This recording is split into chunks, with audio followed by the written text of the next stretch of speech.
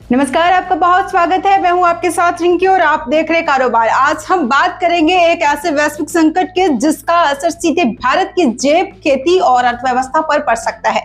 रूस पर तेल प्रतिबंध, अमेरिका का सख्त रुख, ईरान इजराइल तनाव और हॉर्मुज जलडमरू मध्य पर खतरा। इन सब के बीच एक छोटा सा देश पनामा कैसे अरबों कमा रहा है और भारत को क्यों लग सकता है बड़ा झटका, देखिए एक खास रिपोर्ट। यूरोपीय संघ यानी यूरोपियन यूनियन के व्यापार आयुक्त मारोस सेफचोविच ने साफ कर दिया है कि अमेरिका अब रूस पर लगे तेल प्रतिबंधों में कोई नई ढील नहीं देगा। ये बयान आया अमेरिकी वित्त मंत्री स्कॉट बेसेंट के साथ हुई अहम बैठक के बाद। अमेरिका ने जो राह दी थी वो सिर्फ कुछ गरीब और तेल पर निर्भर देशों के लिए अस्थायी कदम था। असल संकट की जड़ स्ट्रेट ऑफ हॉर्मुज है। दुनिया का करीब 20% तेल इसी रास्ते से गुजरता है, लेकिन ईरान अमेरिका तनाव और हमलों के खतरे के कारण ये रास्ता अब बेहद असुरक्षित हो चुका है।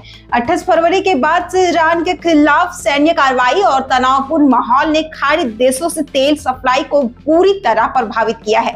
एशियाई देशों, खासकर भारत जैसी अर्थव्यवस्था अब तेल की कमी से जूझ रही है। भारत के लिए खतरा और भी बड़ा है। भारत अपनी जरूरत का 30 से 35% कच्चा तेल रूस से मंगाता है। जब खाड़ी से सप्लाई रुकी तो भारत ने रूस से आयात बढ़ाकर रिकॉर्ड 20 लाख बैरल प्रतिदिन तक पहुंचा दिया।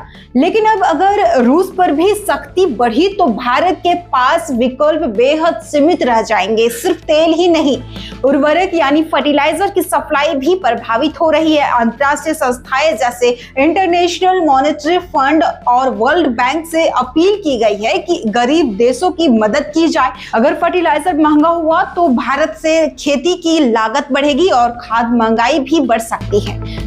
अब बात उस देश की जो इस संकट में सबसे ज्यादा फायदा उठा रहा है, पनामा नहर। जब हॉर्मुज असुरक्षित हुआ तो जहाजों ने नया रास्ता चुना, पनामा नहर में अब हालात ये है कि जहाजों की लंबी लाइन लग गई है। जल्दी निकलने के लिए कंपनियां स्लॉट्स एक्शन में हिस्सा ले रही है, जहां एक टैंकर ने करीब $40 लाख यानी लगभग 37 लाख करोड़ रुपए तक की बोली लगा दी।